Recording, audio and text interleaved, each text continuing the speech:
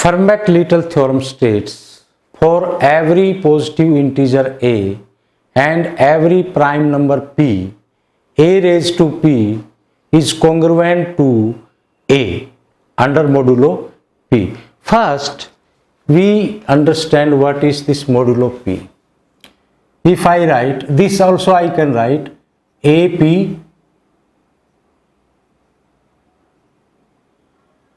mod p equal to A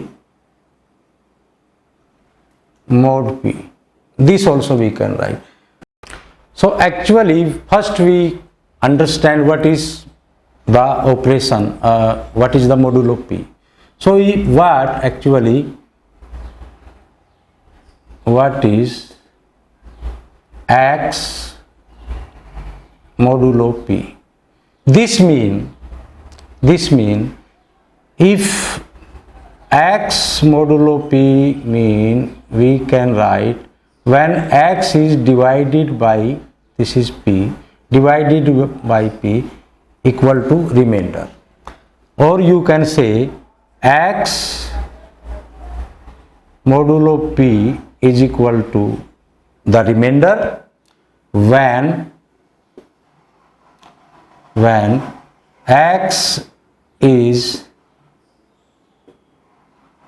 divided by p, right? So same case, so this mean if AP is divided by modulo p, the remainder, there will be some remainder, that is suppose r, and when, or I say r1, and when a divided by p, there will be some remainder, so suppose r2.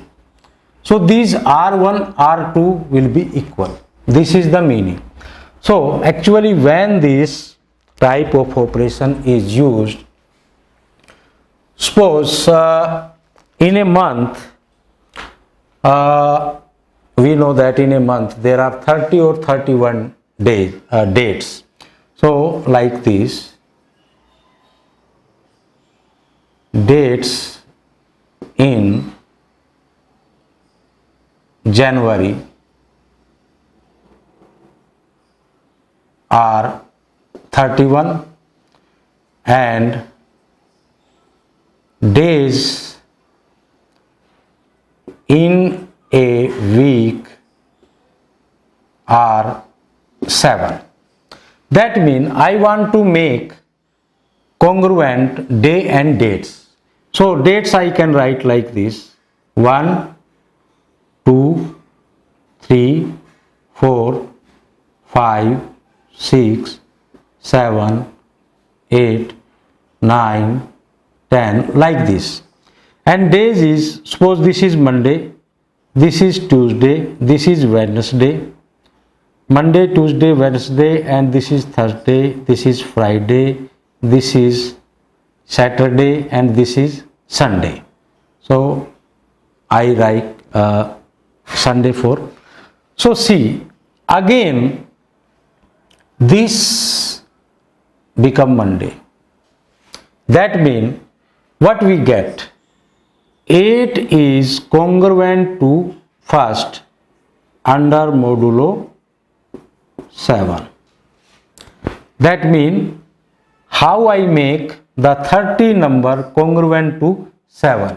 Similarly 9 will be, because again here Tuesday, so 9 will be congruent to 2, that is Tuesday. This is mode 7. So like this we make two different sets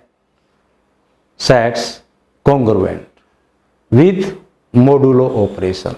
Similarly hours we can do, similarly days. So when the numbers are less and we have to make with a bigger number, like say one more example, if I take a group, suppose I take U3. Now you know U3 is, the element of U3 are 1, 2, and operation we are taking, obviously this is modulo 3. So that means Z I can make congruent to this set. Z has minus 2, minus 1, 0, 1, 2, 3 and so on, 4, 5, like this. Obviously 1 is modulo 3, 2 is 2 modulo 3. This is simple. Now what about 3? 3 is when divided by 3, it is congruent to 0, right? So it is completely divided by 3, that means it is 0, so it does not come here. But what about 4? If 4 I can say, or you can say 3 is congruent to 0 mod 3 and 4 is congruent to 1 when it is divided by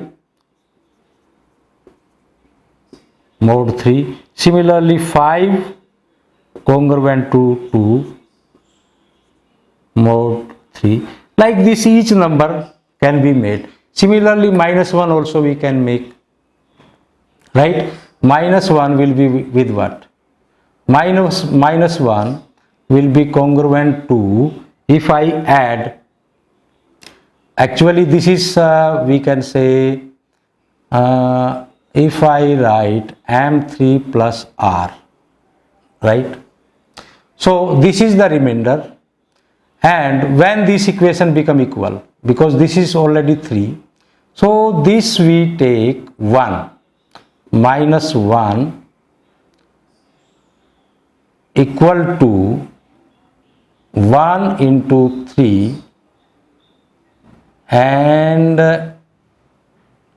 this is minus and this is equal to 2, right? So minus 1 is congruent to 2 mod 3. Here m I took minus 1 and r I took 2, right? So like this minus 1 is congruent to 2.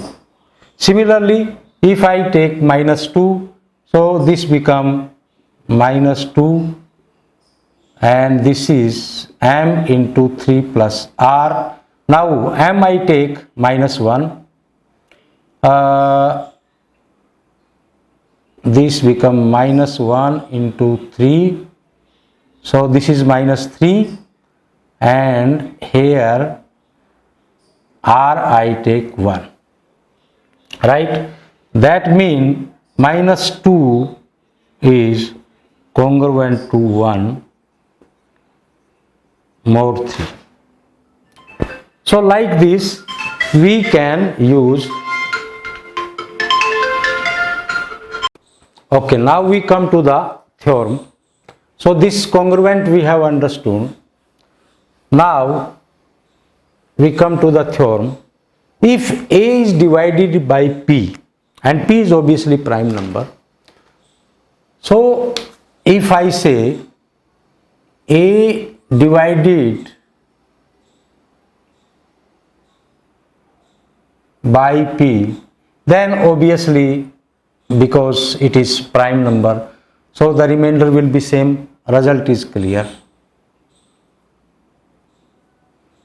Result is obvious. So let A is not divided by P, then by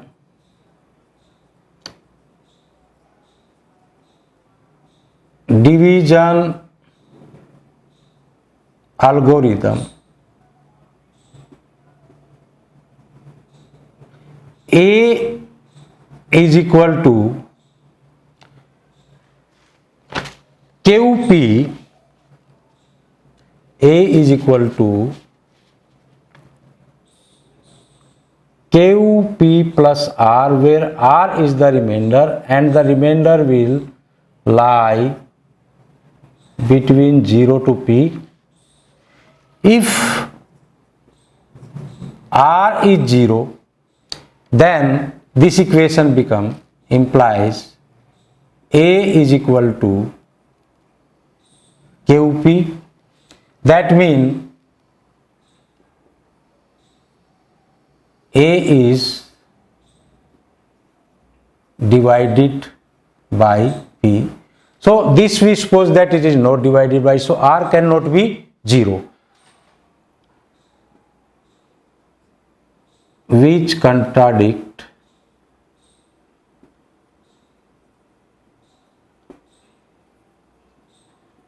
our supposition. So R is not 0 implies R lie between 1 to P. R lie between 1 to P, right? Because R is integer.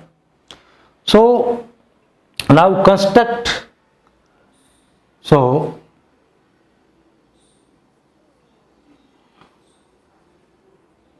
construct UP. What is UP? 1, 2, 3 up to P minus 1 element, and this is modulo P. So R belong to these element. So enough, it is sufficient to show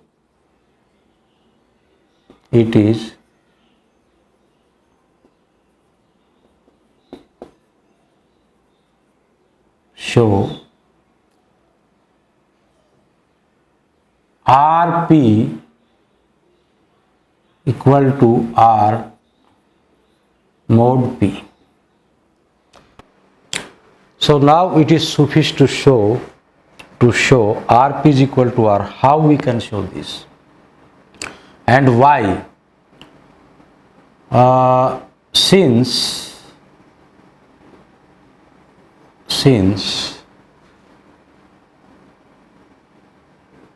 R is remainder when A is divided by P. That is, our position was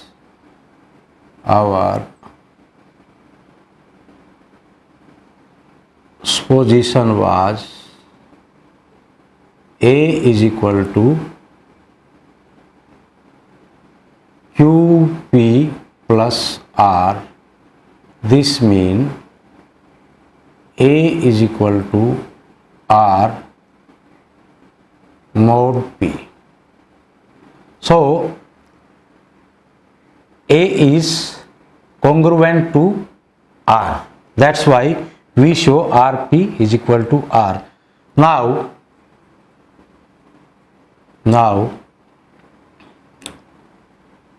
because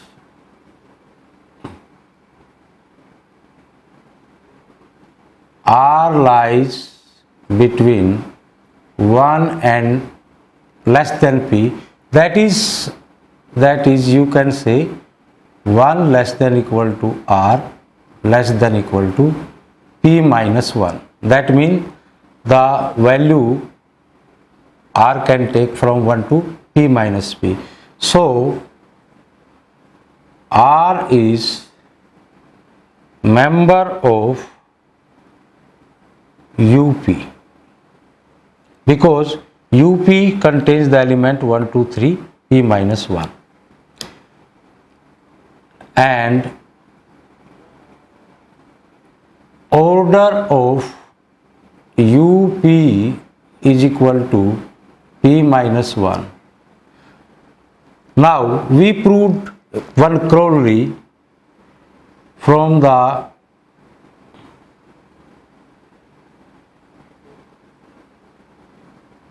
third corollary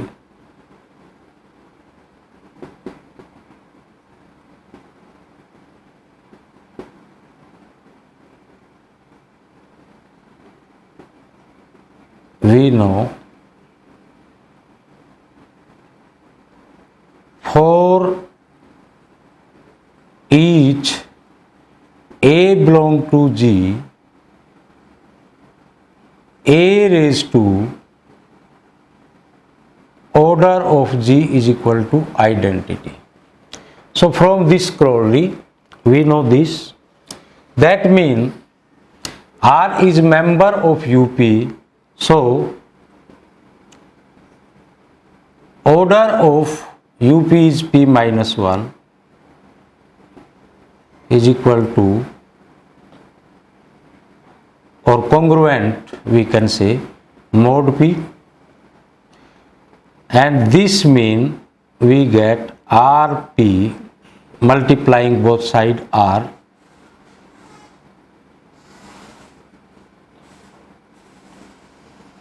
mod P. Hence the